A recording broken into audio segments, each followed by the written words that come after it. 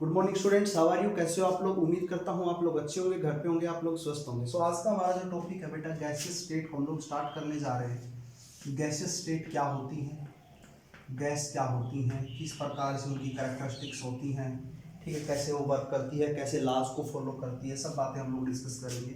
तो सबसे पहले बात करूँ कि जो ट्रोपोस्फेयर के अंदर है, एटमोस्फेयर का जो एक पार्ट है दैट इज ट्रोपोस्फेयर, जिसके अंदर सबसे ज़्यादा गैसेस मिलती हैं आप लोगों की। और हमारी जो पीरियोडिक टेबल है उस पीरियोडिक टेबल के अंदर भी बेटा 11 एलिमेंट ऐसे हैं जो नेचुरली आपको गैसियस स्टेट में मिलते हैं। ठीक है, मैं बात कर लेता हूँ हाइड्रोजन की, helium, neon, argon, krypton, xenon और रेडॉन। और वहीं पर अगर मैं बात करूं तो आपके पास कौन कौन रहेगी, नाइट्रोजन, ऑक्सीजन, फ्लोरीन और क्लोरीन। ये कुछ एलिमेंट ऐसे हैं जिनकी मैंने आप लोगों के साथ बात की है और आप लोगों ने भी इनको देखा है आपके पीरियोडिक टेबल के अंदर किस प्रकार से ये अरेंज होते हैं। इसी प्रकार से कुछ अरेंज होते होंगे, आप लोगों ने याद करो अगर देखा हो थोड़ा बहुत, तो इस प्रकार से ये अरेंज होते हैं। क्लियर आप लोगों को? तो ये टोटल 11 एलिमेंट हैं जो हमारे को किस स्टेट में मिलते हैं, गैसियस स्टेट में मिलते हैं। अगर मैं इनकी कैरेक्टरिस्टिक्स की बात करता हूँ तो बेटा आप लोगों को पता है जो गैस होती हैं, जो गैसेस होती हैं वो आप लोगों का क्या करती हैं बेटा, उनके पास ना ही डेफिनेट शेप होती है ना ही डेफिनेट वॉल्यूम होता है। तो इनडेफिनेट शेप होगी इनकी और इनडेफिनेट ही इनका क्या होगा बेटा, वॉल्यूम होगा। ठीक है, आप लोगों को क्लियर है? इनके बीच में जो फोर्स ऑफ अट्रैक्शन है वो नेग्लिजिबल फोर्स ऑफ अट्रैक्शन होता है। नेग्लिजिबल फोर्स ऑफ अट्रैक्शन होता है किस किस के बीच में, कॉन्स्टिट्यूएंट पार्टिकल या गैस पार्टिकल्स के बीच में। क्लियर आप लोगों को? मैं इनकी बात करूँ इनकी डेंसिटी की, तो इनकी डेंसिटी बेटा बहुत ज़्यादा कम होती है, इनका इंट्रैक्शन नेग्लिजिबल होता है। इनकी काइनेटिक एनर्जी, या मैं आप लोगों के साथ बात कर सकता हूँ इनकी थर्मल एनर्जी की, थर्मल एनर्जी की वैल्यू क्या होती है, उतनी ही ज़्यादा होती है। ठीक है बेटा? और तीसरी या फोर्थ बात जो होगी बेटा, गैसेस पार्टिकल्स क्या करते हैं, प्रेशर को एक्सर्ट करते हैं। Gases particles exert the pressure, exerted the pressure, pressure को exert। ठीक है बेटा? और इनके पास एक स्पेशल तरह की प्रॉपर्टी होती है जो क्या होती है बेटा, डिफ्यूजन। डिफ्यूजन की एक खास तरह की प्रॉपर्टीज शो करती हैं। डिफ्यूजन क्या होता है बेटा, गैसेस पार्टिकल्स के पास टेंडेंसी होती है, गैसेस पार्टिकल्स के पास टेंडेंसी होती है, और किस चीज़ की टेंडेंसी होती है, इलेक्ट्रॉन्स को, या मैं आप लोगों से बात करूँ गैसेस पार्टिकल्स को हायर कंसंट्रेशन से लो कंसंट्रेशन मूव कराने की, higher concentration to low concentration move करते हैं। इसी प्रोसेस को बेटा हम लोग क्या बोलते हैं, डिफ्यूजन। फॉर एग्जांपल आप लोग देखते हो डिओड्रेंट की स्मेल या परफ्यूम की स्मेल, आपके अगर कोई एक आदमी लगाता है तो पूरे कमरे के अंदर उसकी स्मेल हो जाती है, तो वो सब किसकी वजह से होता है, डिफ्यूजन की वजह से होता है। क्लियर है? तो ये कुछ कैरेक्टरिस्टिक्स की बेटा। प्रेशर एग्जर्ट क्यों करता है बेटा, एक कंटेनर लेता हूँ, उस कंटेनर के अंदर मैंने क्या कर दी, गैसेस पार्टिकल्स डाल दी। क्लियर आप लोगों को? ये गैसेस पार्टिकल्स क्या करते हैं, कंटेनर की वॉल पर स्ट्राइक करते हैं, मूव तो करते रहते हैं क्योंकि इनकी थर्मल एनर्जी क्या होती है, ज्यादा होती है। तो आपको पता है फोर्स लगा रहे पर यूनिट एरिया, तो हम कह सकते हैं कि क्या एग्जर्ट कर रहे बेटा, प्रेशर एग्जर्ट कर रहे। तो गैसेस पार्टिकल्स क्या एग्जर्ट करते हैं बेटा, प्रेशर एग्जर्ट करते हैं। क्लियर आप लोगों को यहाँ तक की बात समझ में आई? नाउ कुछ मेजरमेंट्स की बात कर लेते हैं बेटा। आप लोग गैसेस का मास कैसे मेजर करोगे, गैस इसका मास।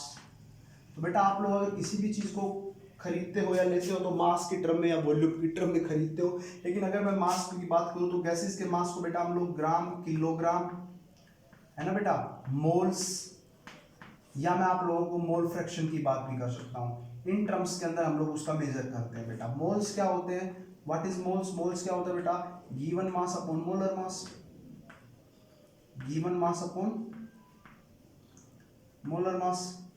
और बेटा मोल फ्रैक्शन किसके बराबर होगा, आप लोगों को पता है मोल फ्रैक्शन क्या होता है, तो डिनोट करते हैं X A is equal to बेटा mole fraction of component A upon total moles of component A and B, it is mole fraction. Clear आप लोग? तो इस प्रकार से आप लोग क्या कर सकते हो बेटा, मास एग्जैक्ट पता कर सकते हो। ठीक है बेटा? तो जनरली गैसेस का जो मास होता है बेटा वो मोल्स की टर्म में हम लोग यूज करते हैं। नेक्स्ट हमारे पास बेटा क्या है, वॉल्यूम को मेजर करना।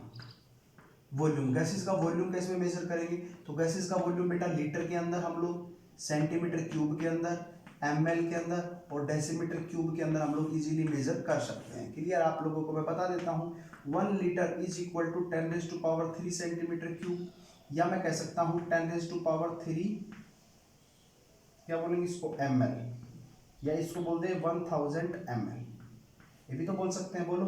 तो 1 ml कितने के बराबर हो गया बेटा बताओ? 1 ml कितने के बराबर हो गया? 1 सेंटीमीटर क्यूब के बराबर हो गया।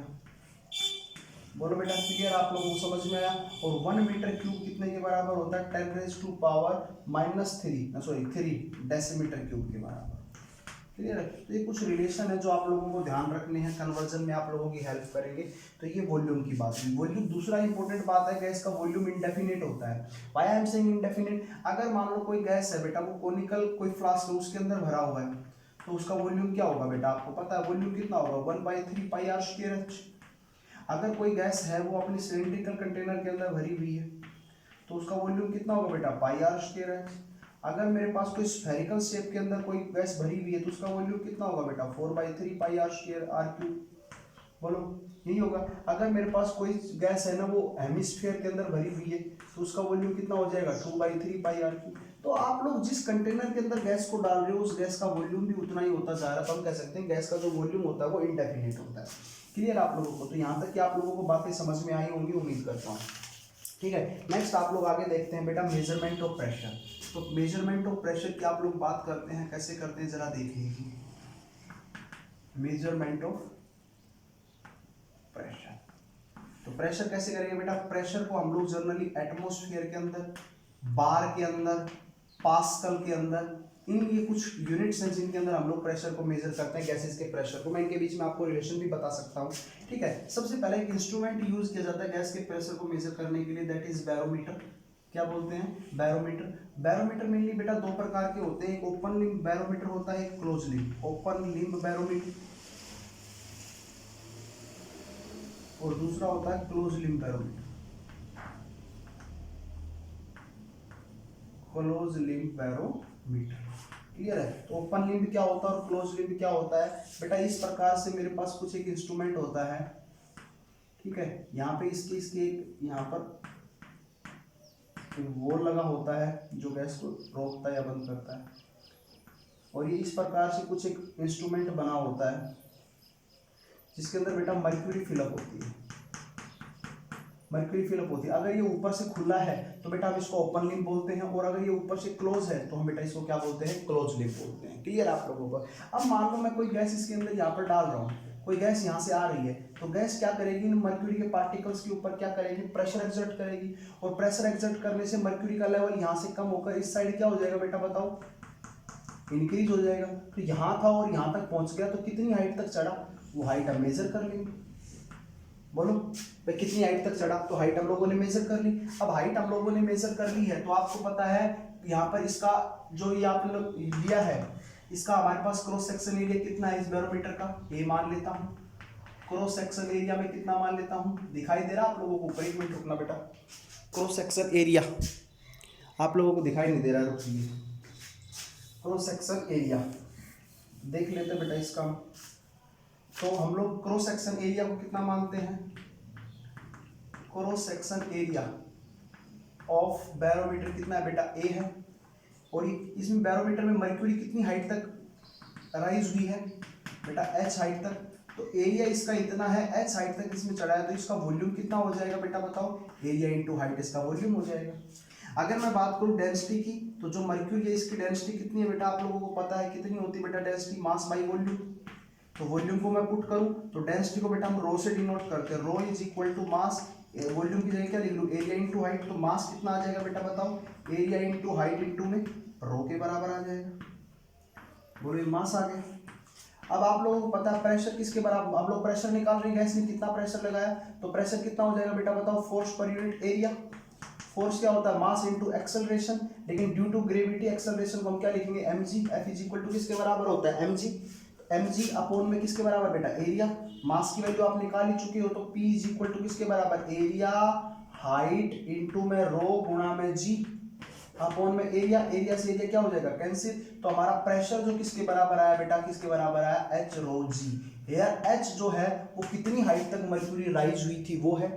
रो हमारे पास जो है वो डेंसिटी ऑफ मर्क्यूरी है, और जी बेटा ग्रेविटी है। क्लियर है, ग्रेविटी की वैल्यू है। क्लियर है, तो आप लोग प्रेशर, आप इस टर्म को यूज करके आप लोग किसी भी गैस का प्रेशर इजीली फाइंड आउट करा सकते हो। क्लियर आप लोगों को, तो आप लोगों के पास प्रेशर निकालने का बहुत आसान सा तरीका है। अब यहाँ पर एक क्वेश्चन पूछा जाता है बार बार कि आप लोग मर्क्यूरी को ही यूज क्यों करते हो बैरोमीटर या थर्मोमीटर के अंदर। तो सबसे इंपॉर्टेंट बात है कि बेटा एक तो मर्क्यूरी जो होती है ना विस्कस होती है, लेस विस्कस होती है, या मैं विस्कस ही कह देता हूं। दूसरा आप लोगों के साथ बात करता हूं, इसकी डेंसिटी बहुत ज्यादा होती है, हाई डेंसिटी होती है। हाई डेंसिटी होती है तो विस्कस कैसी होगी बेटा बताओ, हाई विस्कस हो, हाई विस्कस होगी। और तीसरा बेटा नॉन स्टिकी होती है, मतलब ये हमारे जो बैरोमीटर है या थर्मोमीटर है उसकी वॉल के साथ स्टिक नहीं करती है। इस प्रकार से हम लोग कह सकते हैं कि मर्क्यूरी जो है वो आपकी यूज करते हैं। और एक और है कि ये नॉन वोलेटाइल नेचर की, आप टेम्परेचर पर अगर अलग अलग टेम्परेचर पर अगर आप इसको देखोगे तो ये नॉन वोलेटाइल नेचर की, अगर वोलेटाइल नेचर की होती तो इसके वेपर्स बन के उड़ जाते। तो सबसे अच्छी खासियत यही है कि ये नॉन वोलेटाइल नेचर की है। क्लियर आप लोगों को, तो इस प्रकार से आप लोग क्या कर सकते हो बेटा, प्रेशर को मेजर कर सकते हो। क्लियर आप लोगों को, तो टेम्परेचर और देख लो बेटा, इसका टेम्परेचर आप लोग कैसे मेजर करोगे, तो टेम्परेचर के लिए कोई बड़ा इश्यू नहीं है। टेम्परेचर आपका डिग्री सेल्सियस में भी आप कर सकते हो, केल्विन में कर सकते हो, फारेनहाइट में कभी दे देते हैं, लेकिन जनरली आप लोगों को डिग्री सेल्सियस और केल्विन में मिलेगा। तो डिग्री सेल्सियस को केल्विन में बदलने के लिए बेटा क्या करते हो, उसमें 273 ऐड कर देते हो और एग्जैक्ट 273.15 ऐड करते हो, तो किस में वैल्यू आ जाएगी आपकी, केल्विन के अंदर। अगर केल्विन में निकालना है तो या केल्विन की वैल्यू निकालनी है या केल्विन में दिया हुआ है तो आप इसमें से क्या घटा दोगे, 273.15 घटा दोगे तो आपका आंसर किस में आ जाएगा, डिग्री सेल्सियस में आ जाएगा। क्लियर है। फारेनहाइट में अगर आप लोगों को कोई वैल्यू निकालनी है तो बेटा कितना हो जाएगा आप लोगों के पास, 5/9 डिग्री सेल्सियस माइनस या प्लस 32, प्लस का 32, ये आप लोगों का आंसर है। क्लियर है, तो इस प्रकार से अगर आपको यहाँ पर डिग्री सेल्सियस की वैल्यू निकालनी है तो कितना हो जाएगा, 9/5 डिग्री फारेनहाइट माइनस का 32, बोलो ये वैल्यू आ जाएगी आप लोगों के पास। क्लियर है, तो इस प्रकार से आप लोग इनकी वैल्यू को कैलकुलेट कर सकते हो। यहाँ पर समझ में आ गई। तो टेम्परेचर के लिए भी आप लोग यहाँ पर कैलकुलेट कर सकते हो और वॉल्यूम की भी बात कर सकते हैं हम लोग।